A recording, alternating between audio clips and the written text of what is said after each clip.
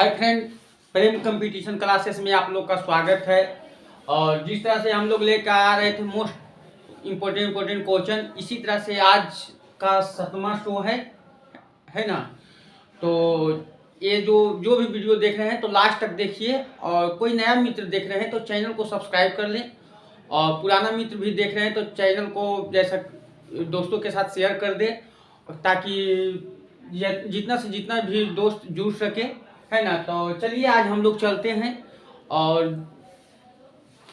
पहला क्वेश्चन क्या है आपको, पहला क्वेश्चन आप लोग का है लैंड होल्डर सोसाइटी, है ना। लैंड होल्डर सोसाइटी की स्थापना किसने किया है? तो द्वारकानाथ टैगोर ने, है ना। लैंड होल्डर सोसाइटी की स्थापना किसने किए थे? तो द्वारकानाथ टैगोर ने। कब किए थे ये लैंड होल्डर सोसाइटी की स्थापना? यदि जो पूछे कब किया गया था तो 1838 ईस्वी में किया गया था, है ना। और उसके बाद ये कहाँ किया गया था? तो कोलकाता में किया गया था, कोलकाता में, है ना। तो इससे देखिए कितना क्वेश्चन बन गया, 3 क्वेश्चन बन गया। आपको लैंड होल्डर सोसाइटी की स्थापना किसने किए थे? द्वारकानाथ टैगोर ने किए थे। अब लैंड होल्डर सोसाइटी की स्थापना कब किया गया था? 1838 ईस्वी में। अब किसने की, कब किया, कहाँ किया गया था? तो कोलकाता में किया गया था, है ना। नेक्स्ट क्वेश्चन है आपको, बंगाल विभाजन कब हुआ था, है ना। तो बंगाल विभाजन कब हुआ था? तो ये 1905 ईस्वी में हुआ था, है ना। बंगाल विभाजन कब हुआ था? तो 1905 ईस्वी में हुआ था। और इसका जो जिस समय बंगाल, ये जो पूछता है आपको क्वेश्चन बार बार, बंगाल विभाजन जब हुआ था तो उस समय बंगाल का गवर्नर जनरल कौन थे? तो लॉर्ड कर्जन थे, लॉर्ड कर्जन, है ना। देखिए इसमें ये अंग्रेजों का कहना था कि बंगाल जो है बहुत बड़ा एरिया है ना। तो प्रशासनिक सेवा से, प्रशासनिक इसको एक में करने से पूरा नहीं हो पाता, इसलिए इसको 2 खंडों में बांटा जाना चाहिए। लेकिन ये इनका कहना था, लेकिन इनका जो मंसूबा था दूसरा था, इसलिए कि बंगाल बहुत बड़ा एरिया था और वहाँ जो क्रांतिकारियों का देखे होंगे, खुदीराम बोस, उसके आशुतोष मुखर्जी, बहुत सा जो देशभक्ति जो लोग थे वहीं ज़्यादा थे, ठीक ना। तो उसी को, उसको अंग्रेजों को तो जानते ही मंसूबा था फूट डालो और राज्य करो। तो उसी में क्या किए थे, बंगाल को 2 भागों में बांट दिए थे। बंगाल को 2 भागों में बांट दिया गया था। पहला क्या है, पूर्वी बंगाल, और दूसरा क्या है, पश्चिमी बंगाल, है ना। ये क्या है, पूर्वी बंगाल और पश्चिमी बंगाल। पूर्वी बंगाल में क्या था, मुस्लिमों की संख्या बहुल थी, मुस्लिमों की संख्या बहुत ज्यादा था। और पश्चिम बंगाल में जो है, पश्चिम बंगाल में हिंदू की संख्या ज्यादा था, हिंदू की संख्या बहुत ज्यादा था, है ना। तो ये पश्चिम बंगाल में हो जाता है, जो आ गया था बंगाल वाला क्षेत्र, है ना, बिहार वाला क्षेत्र। अब पूर्वी बंगाल में आगे, पूर्वी बंगाल में आप आगे था असम और जो अभी बांग्लादेश है ना। तो इसी में ये 1905 ईस्वी में जो था बंगाल विभाजन हो गया था।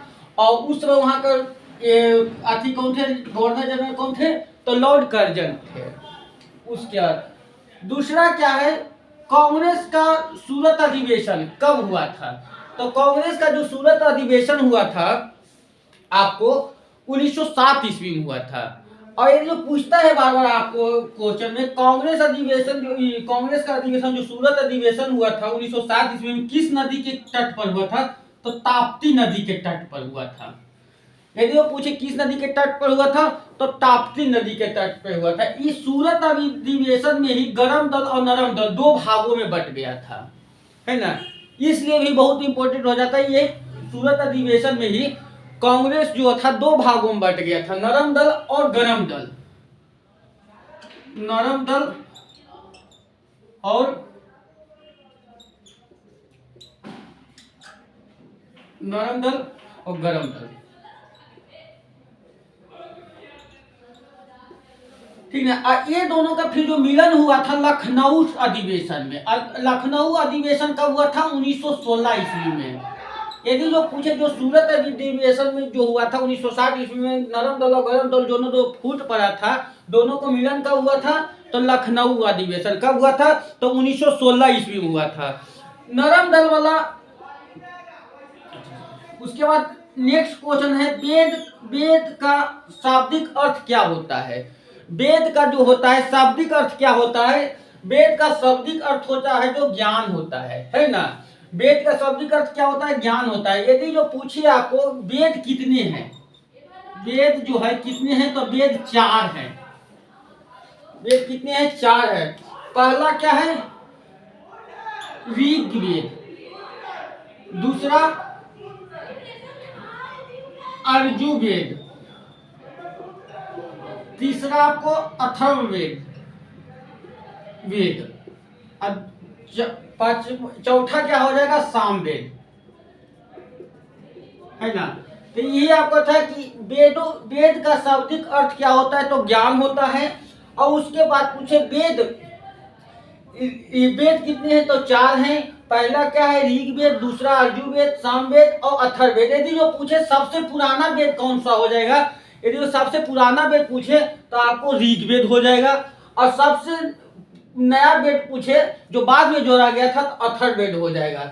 यदि जो इसी में आपको पूछता है, इसी में पूछता है कि जो संगीत का जनक किस वेद को कहा जाता है? तो सामवेद को, है ना। दूसरा क्या? यज्ञ संबंधी विधान की जानकारियां किस वेद में मिलता है? यानी कि यज्ञ संबंधी जितना भी नियम है वो किस वेद में मिलता है? तो अर्जुवेद में, है ना। यानी कि यज्ञ संबंधी जानकारी किस में मिलता है? तो अर्जुवेद में। और यदि जो पूछे जादू टोना ब्याह के तंत्र मंत्र का जो चर्चा है किस वेद में किया गया है? तो अथर्ववेद में किया गया है। यदि जो पूछे संगीत का जनक किस वेद को कहा जाता है? तो आपको सामवेद को। तो देखिए फिर एक बार रिकॉल कर लेते हैं। यानी कि वेद का अर्थ क्या होता है दोस्त? तो ज्ञान होता है। वेद कितने प्रकार के होते हैं? तो 4 प्रकार के होते हैं, ऋग्वेद, अर्जुवेद, अथर्ववेद और सामवेद। यदि जो उसमें आप पूछता है कि यज्ञ संबंधी जो जानकारियां है उसका नियम की चर्चा किस वेद में किया गया है? तो आपको वो हो जाएगा आपको अर्जुवेद में। और यदि वो पूछे कि संगीत का जनक किस वेद को कहा जाता है? तो सामवेद को। यदि जंतर मंतर जादू टोना है ना, वास्तविकरण, जितना भी जो अंधविश्वास वाला चीज है वो किस वेद में किया गया चर्चा उसका? तो आपको अथर्ववेद में किया गया है। तो यही सब था। आपको हमको पूर्ण उम्मीद है कि आप लोग को अच्छा लग रहा होगा। यदि लग रहा है तो जो भी नया मित्र हैं तो चैनल को सब्सक्राइब कर ले और वीडियो को जरूर शेयर करें, जितना से जितना दोस्त को जोड़ सके आप लोग, है ना। अगला क्या है? प्रथम जैन संगीति, है ना। प्रथम जैन संगीति कब हुआ था? तो ये प्रथम जैन संगीति हुआ था कहाँ? पाटलिपुत्र में। प्रथम जैन संगीति कहाँ हुआ था? पाटलिपुत्र में हुआ था। ये 310 ईस्वी में हुआ था। और इसका अध्यक्षता कौन कर रहे थे? स्थूलभद्र कर रहे थे। यदि जो पूछे द्वितीय जैन संगीति कब हुआ था? द्वितीय जैन संगीति कब हुआ था? तो 510 ईस्वी में हुआ था, है ना। द्वितीय कब हुआ था? 510 ईस्वी में हुआ था। कहाँ हुआ था? बल्लभी कहाँ है? ये गुजरात में है, आप, है ना। तो देखिए जैन संगीति 2 ही हुआ था, है ना। तो प्रथम जैन संगीति कहाँ हुआ था? पाटलिपुत्र में, जिसको अभी कहाँ हम लोग क्या कहते हैं? पटना, जो कहाँ है? बिहार का राजधानी है ना। अब कब हुआ था? 510 ईस्वी में हुआ था। इसका अध्यक्षता कौन कर रहे थे? स्थूलभद्र कर रहे थे। और दूसरा कब हुआ था? 510 ईस्वी में। और कहाँ हुआ था? बल्लभी में और गुजरात, जो बल्लभी कहाँ है? गुजरात में। इसका जो अध्यक्षता किसने किया था? क्षमा श्रवण ने, है ना। इसका अध्यक्षता किसने किया था? क्षमा श्रवण, है ना। तो ये देखिए जैन धर्म के जो 2 संगीति हुआ था दोनों क्लियर हो गया है आप लोग को। और इसी से ज्यादा अधिकांशता क्वेश्चन पूछता है। आपको बीपीएससी में पूछा था, दरोगा में भी पूछा गया है क्वेश्चन, है ना। अब बहुत सा बिहार का जो बोल रहे हैं एग्जाम के बारे में, तो आप बहुत सा एसएससी में बहुत बार क्वेश्चन पूछा गया। देखिए जो भी हम लोग मित्र क्वेश्चन लेकर आ रहे हैं तो मोस्ट इंपोर्टेंट क्वेश्चन है ना।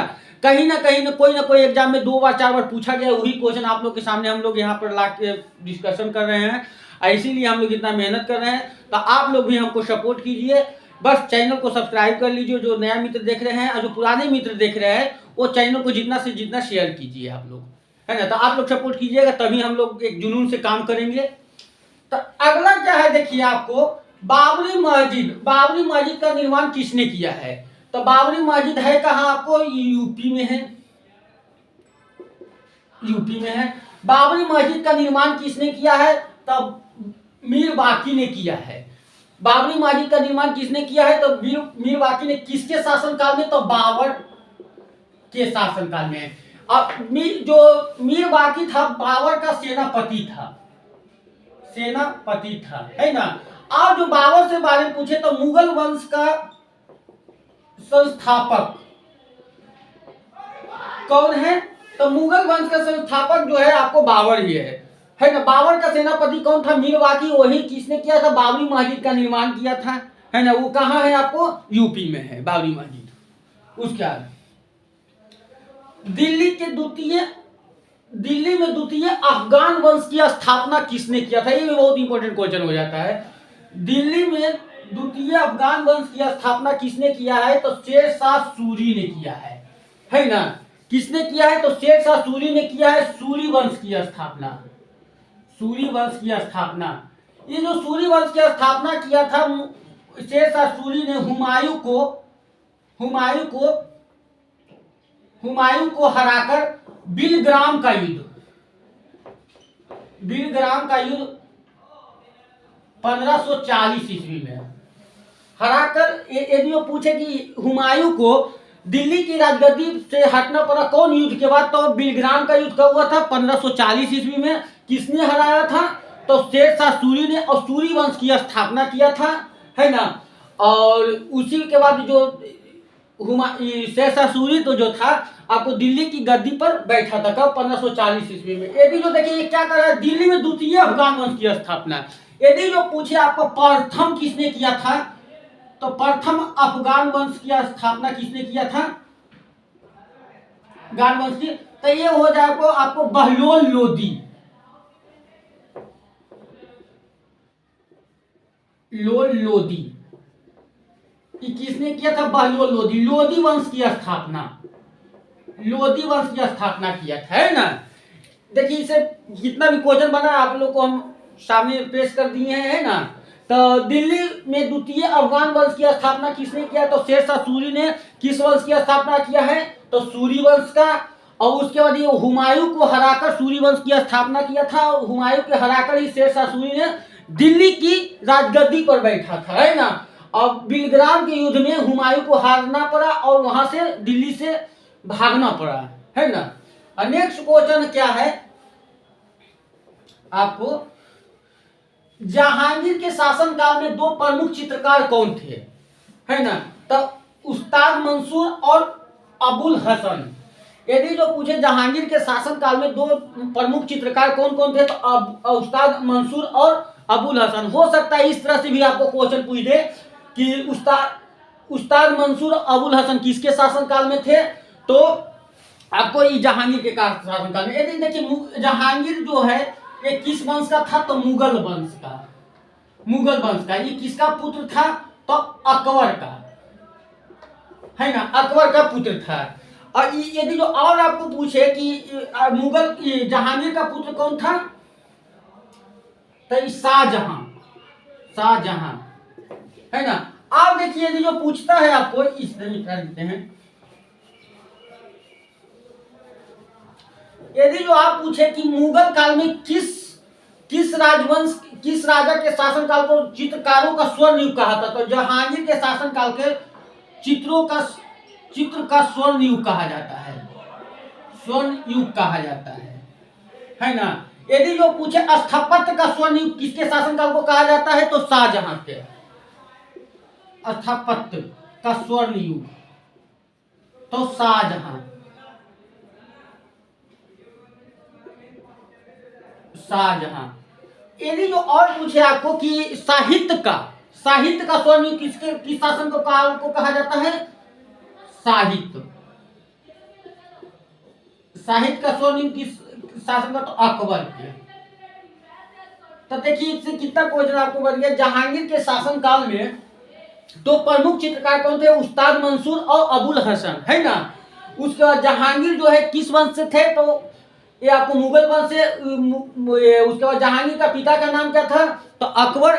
और जहांगीर का पुत्र क्या क्या नाम था? तो शाहजहां। यदि ये पूछे कि मुगल काल के किस राजा के काल को चित्रकला का स्वर्ण युग कहा जाता है? तो जहांगीर के। यदि जो स्थापत्य का स्वर्ण काल कहा जाता है तो आपको शाहजहां के। और साहित्य का स्वर्ण युग कहा जाएगा तो आपको अकबर के। दूसरा बात है, दूसरा नेक्स्ट क्वेश्चन क्या है आपको? मयूर सिंहासन पर बैठने वाला अंतिम शासक कौन है ना। मयूर सिंहासन पर बैठने वाला अंतिम शासक आपको कौन है? तो मोहम्मद शाह रंगीला, है ना। मोहम्मद शाह रंगीला का जो बचपन का नाम था रोशन अख्तर था। रोशन अख्तर अख्तर अख्तर था, है ना। और इसी मोहम्मद शाह के शासन काल में या रंगीला बादशाह के शासन काल में नदीर शाह भारत पे आक्रमण किया था। कब? 1739 ईस्वी में, है ना। और 1739 में ही नदीर शाह ही ने क्या किया था? मोहम्मद शाह के शासन काल में नदीर शाह आक्रमण किया था। और वही जो मयूर सिंहासन जो है शाहजहां द्वारा बनाया गया था उसको लेकर चला गया। और वो नदीर शाह जो पूछे कहाँ का था? तो ईरान का था। ईरान, उस समय ईरान को क्या कहा जाता था? फारस, है ना। और वो फारस लेकर चला गया, है ना। और यदि जो पूछे